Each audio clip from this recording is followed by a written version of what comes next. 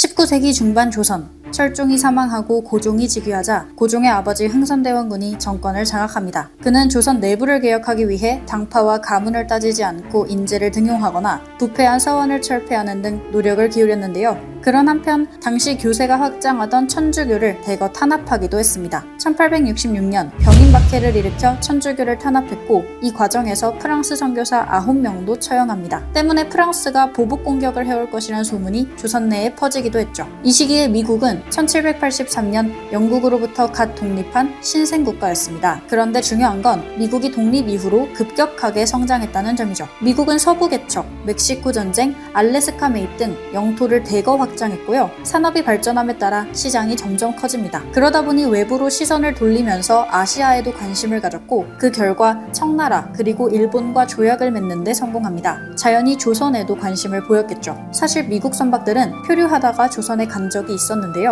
조선은 사대 관계에 청나라 외에는 직접 공식 외교를 하지 않는 쇄국 정책이 기본. 그럼에도 서양의 선박 이양선이 접촉해오면 유원지의에 따라 물자를 지원하고 청나라의 도움을 받아 본국으로 돌아가도록 안내했죠. 어떤 분들은 그냥 무역하면 조선도 이득이 아닌가 하실 텐데요. 중국이나 일본이 대항해 시대 이후로 접근한 서양 세력과 직접 대면한 경험이 충분했던 반면에 조선은 위치상 서양 세력을 거의 마주치지 못했고 무엇보다 너무 가난해서 다른 나라와 무역할 여력이 전혀 없었습니다.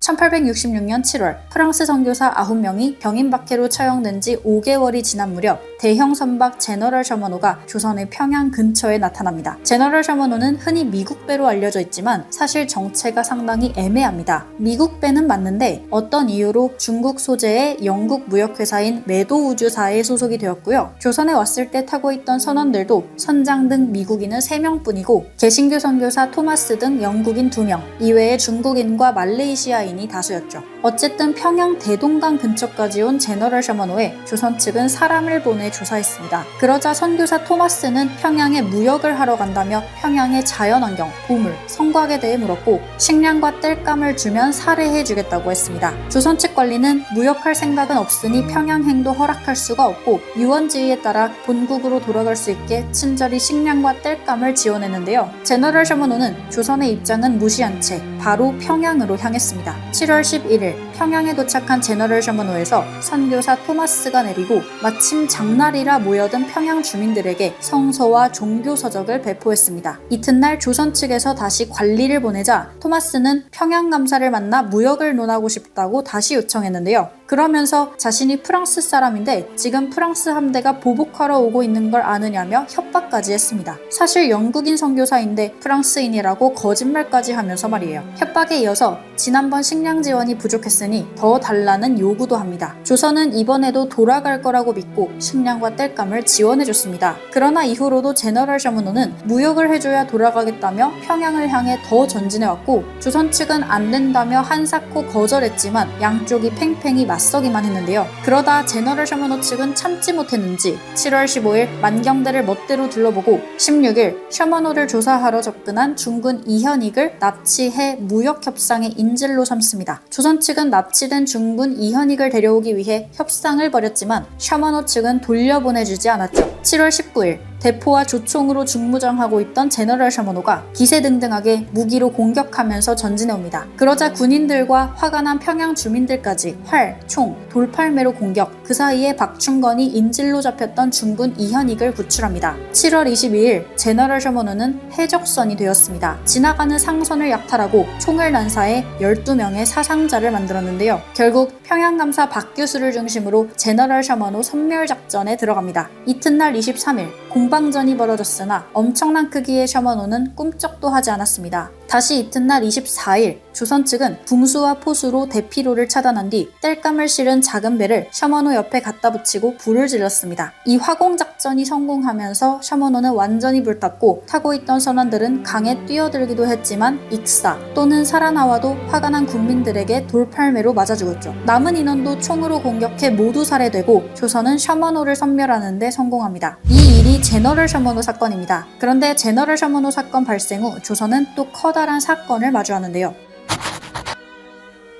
병인박해 당시 프랑스 선교사를 처형한 일로 진짜 프랑스 함대가 쳐들어온 것이죠. 프랑스 함대는 강화도를 공격했고 격전을 벌였지만 제대로 이기지 못했는데 이것이 병인양요입니다. 그 후로도 독일 상인 오페르트의 남영군 묘 도굴 사건 등 지속적으로 외세가 접근해 옵니다. 그럼 미국은 제너럴 셔머노 사건에 대해 어떤 태도를 보이고 있었냐? 미국은 이때 정신없었습니다. 1861년부터 65년까지 노예제를 놓고 벌어진 남북전쟁이 끝난 지 얼마 안 됐고 대통령도 새로 취임하면서 행정부까지 바뀌었습니다. 게다가 제너럴 셔머노가 미국 베이지만 중국 소재 영국 회사 소속의 민간선이었고 선원들도 국적이 다양한 모호한 정체성에 배였잖아요. 그래서 여러모로 소식이 바로 전해지지 않다가 프랑스가 공격한 병인양요를 기점으로 제너럴 셔머노 사건이 미국에 알려집니다. 미국은 이것이 조선과 수교를 맺을 기회라고 생각했고 본격적인 준비에 들어가는데요. 미국은 처음에는 청나라와 일본을 통해 조선과 교섭을 시도했지만 실패, 프랑스의 조선 공동원정을 제의했지만 실패, 결국 슈펠트 함장을 내세운 와추세트호로 조선에 직접 찾아갔는데 이때 서양인 2명과 중국인 2명이 생존해 있다는 잘못된 정보를 입수합니다. 그렇게 생존자가 실제로 있는지 사건의 진상이 뭔지 확인하는 데만 4년이 소요되죠. 이 기간에 미국은 조선이 순순히 개항하지 않을 것도 확신하면서 마침내 무력을 동원한 포함 외교로 전향하고 조선 원정을 준비합니다. 1871년 5월 초 미국 군함 5척과 해수병 1230명은 일본 나가사키에 집결해 보름간 해상훈련에 돌입합니다. 그리고 5월 16일 조선으로 출발해 19일 남양만에 도착했지만 안개가 너무 짙어 23일까지 가만히 정박했죠. 다음 날부터 약 5일간 강화도 인근의 작약도에서 멋대로 해로 탐사를 진행합니다. 이튿날 인근 배에 있던 조선인과 대화하면서 자신들은 조선과의 우호 관계를 목적으로 찾아왔다고 밝혔는데요. 그러자 소식을 들은 조선 조정은 며칠 후 3품 그리고